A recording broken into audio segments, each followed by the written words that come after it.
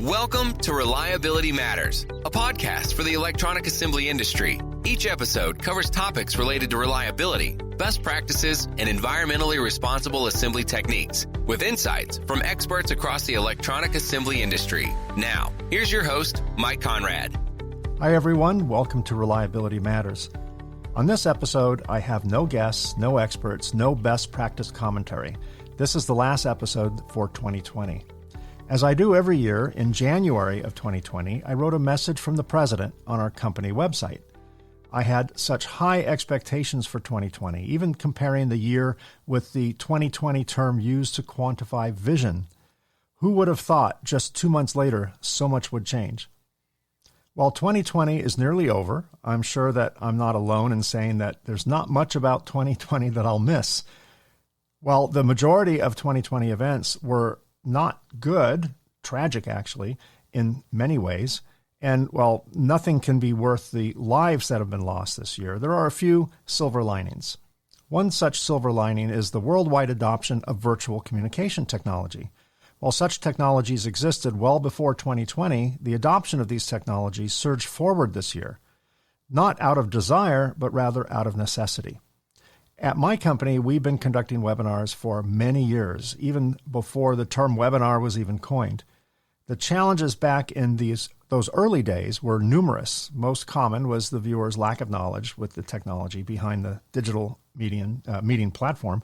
Additionally, the relatively slow bandwidth of the day left many viewers viewing frozen screens while listening to garbled audio. As I said, thankfully, so much has changed. This year, we watched several trade shows turn virtual. Can a trade show be successfully conducted in a virtual platform? Well, yes and no. The traditional trade show floor was difficult to reproduce in a virtual platform. The technical conference part of the trade show, however, was much more successful in a virtual format. One might even say a virtual format of a technical conference provided several advantages over a live conference. Attendees of a technical conference weren't forced to choose presentations that were on competing tracks. The virtual platform allowed all presentations to be viewed and even reviewed on demand. In the early days of the pandemic, when states began to shut down, our social life turned virtual. My wife and I scheduled multiple virtual game nights with our friends, enjoying cocktails and sharing our experiences. We even attempted, unsuccessfully, a karaoke game night. That was an unqualified disaster. That's when we all learned the importance of latency. If there's any audio engineers listening, you know exactly what I mean. For businesses, many sent their employees home to work. Thanks to our modern age of digital communication, this was more successful than many businesses expected. Many high-profile businesses have committed to stay-at-home employees after the pandemic ends. We'll see if that actually happens. The effects of this pandemic remind me of wildfires, an annual occurrence here in Southern California where I live. A wildfire can completely destroy a city block, but skip one or two houses on that block, leaving them completely unscathed. While many businesses around the world have been tragically decimated by this pandemic, other businesses have managed to stay the course, and even some are thriving. The electronics industry as a whole has managed to remain somewhat insulated by the otherwise tragic decline in business other industries face. While there are some exceptions, our industry luckily has remained largely and relatively intact. The world survives on electronics production. Whether the production is for the medical industry, communications, defense, or a number of other essential applications, the electronics industry is, now more than ever, vital to mankind and civilization in general. While fear, concern, and even anger are common emotions these days, there seems to be a sliver of optimism on the horizon. Let's hope and pray that 2021 witnesses the end of the pandemic and the healing of people, businesses, and the restoration of normalcy. I began this podcast on November 10th, 2018. My thought was to conduct an experiment with this relatively new communications platform. I thought at the time that I would produce 5 or 6 episodes. I am pleased to say that this is the Reliability Matters episode number 59. Also, we just passed the 10,000th download. 10,000.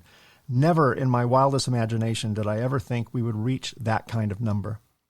This, of course, is only possible because of you and my guests.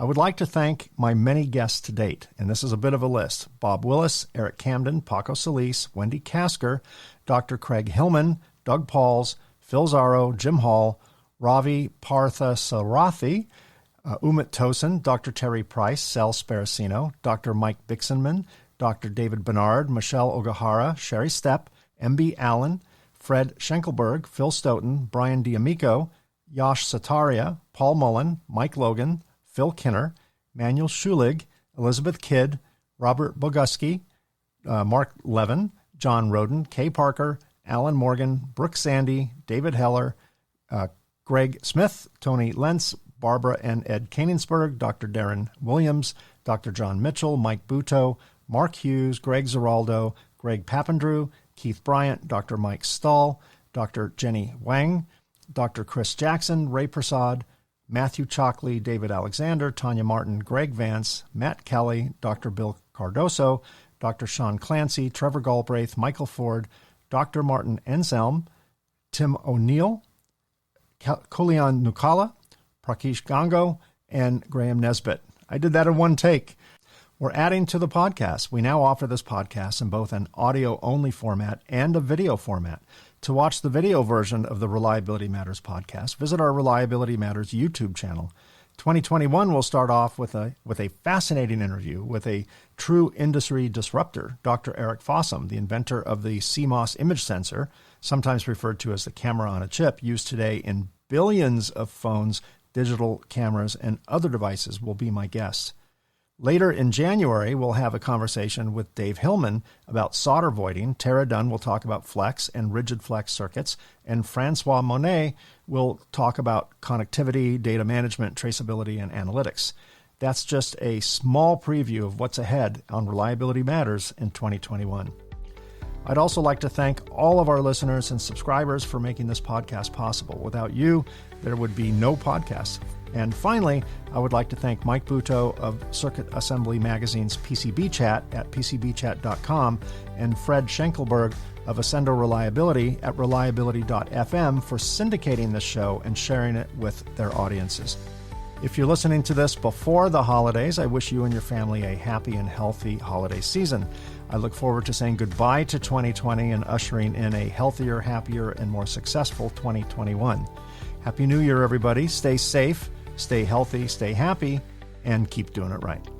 Thanks for listening to the Reliability Matters podcast. Join us on the second and fourth Tuesday of each month for new episodes of Reliability Matters.